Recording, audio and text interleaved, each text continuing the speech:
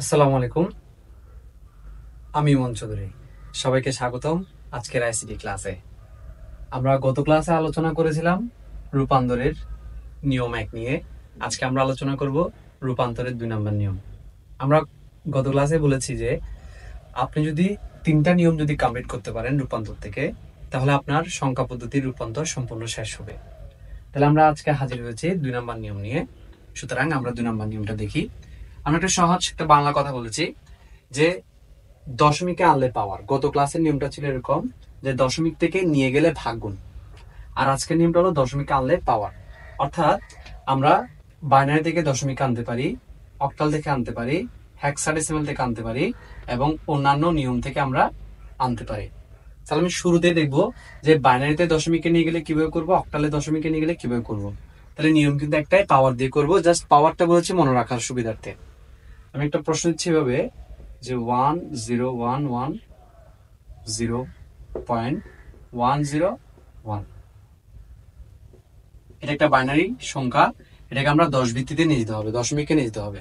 তাহলে আমরা বলেছি দশমিক আনলে, অর্থাৎ অন্যান্য পদ্ধতি থেকে দশমিক পদ্ধতিতে আনলে আমরা পাওয়ার দিয়ে করব। তাহলে এখন কথা হচ্ছে পাওয়ার দিয়ে কিভাবে করে সেটা যদি আমরা জানি, তাহলে আমাদের আরেকটা অঙ্ক শেখা হয়ে যাবে। একটার ভিতরে অনেকগুলো অঙ্ক থাকবে এখানে। আচ্ছা, প্রথমেই আমরা ওদের সংখ্যাটা লিখবো 10110.101। প্রথম কাজ হবে যে সবগুলো সংখ্যাকে আমরা 2 দিয়ে গুণ করব। কারণ আমরা গত ক্লাসে বলেছিলাম, একটা নোট দিয়েছিলাম যে 10 ভিত্তি দিয়ে কোনো ক্যালকুলেশন হবে না।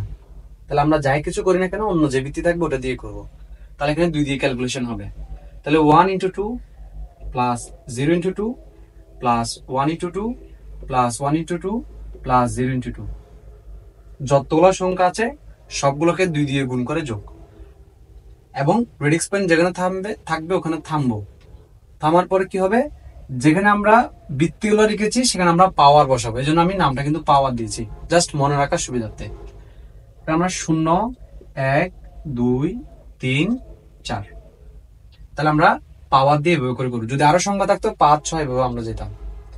এরপর আমরা বাকি যে রেডিক্স পয়েন্টের ডানে যে সংখ্যা হলো 101, যেটা রয়েছে আবার 1 × 2 প্লাস 0 × 2 প্লাস 1 × 2, তাহলে এই জায়গায় কিন্তু রেডিক্স পয়েন্ট ছিল। তাহলে এখানে কি হবে, -1 -2 -3, বৃত্তিগুলোর উপর পাওয়ার হিসেবে -1 -2 -3 বসবে।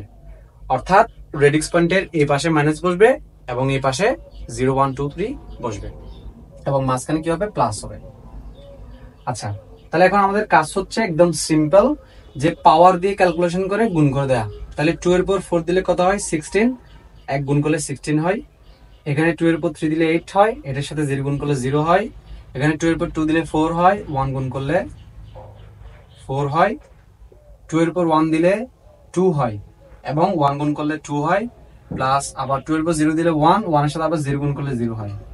প্লাস 2 ইনভার্স 1, 2 ইনভার্স 1, এটার অর্থ হচ্ছে 1/2 পাওয়ার 1, অর্থাৎ 1/2, 1/2 1 হচ্ছে হাফ, 0.5, 0.5 এর সাথে 1 গুণ করলে 0.5 হবে।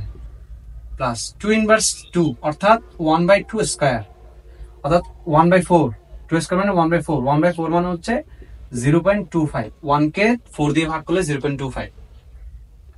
প্লাস 2 ইনভার্স 2, 2 ইনভার্স 2 করেছে 2 ইনভার্স 3, তাহলে 2 ইনভার্স 3 হচ্ছে কিরকম, 2 ইনভার্স 3 মানে হচ্ছে 1/2 কিউব, অর্থাৎ 8, 1 কে 8 দিয়ে আমরা ভাগ করি 0.125, এভাবে।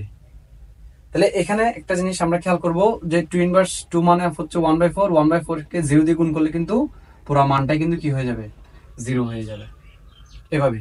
তাহলে এখন আমরা যদি সম্পূর্ণ মানটা যদি আমরা যোগ করি, তাহলে আমরা পাচ্ছি 16 plus 4 plus 2 plus 0.5 plus 0.125 equal আমরা পাচ্ছি 22.625। এটাও কনভার্ট হয়ে গেল দশমিকে। তাহলে আমাদের খুব সহজ একদম, যে দশমিকে আনলে পাওয়ার দিয়ে, অর্থাৎ পাওয়ারের সিস্টেমটা হচ্ছে এরকম।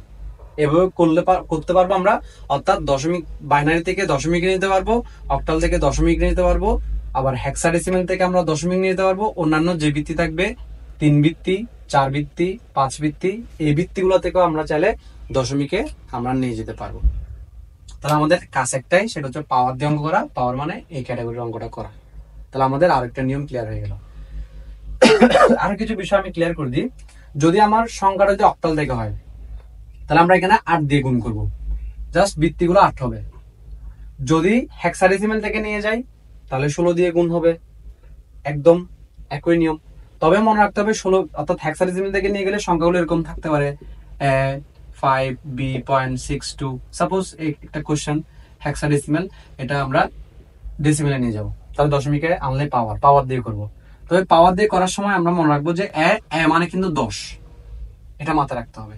তাহলে 10-এর সাথে কিন্তু 16 গুণ হবে, পুরা 10-এর সাথে। 1-এর সাথে 16, 0-এর সাথে 16, এরকম হবে না, পুরা 10-এর সাথে 16 গুণ হবে, আবার প্লাস 5 × 16। এভাবে করে আমরা বাকি কাজগুলো করব। অর্থাৎ সম্পূর্ণ সংখ্যার সাথে 16টা গুণ হবে, তারপর পাওয়ার সিস্টেম দিয়ে আমরা অঙ্কটা করব। তাহলে এটা হচ্ছে পাওয়ারের অঙ্ক, জাস্ট এইটুকু, এখানে আর কোনো ঝামেলা নেই। তাহলে আমরা আজকে 2 নাম্বার নিয়মটা শিখেছি। জাস্ট আমরা পাওয়ার বসিয়ে, রেডিক্স পয়েন্ট বসিয়ে গুণ করব, যোগ করব। তাহলে আমাদের 2 নাম্বার নিয়ম শেষ। আমরা এর পরবর্তীতে 3 নাম্বার নিয়ম দেখব।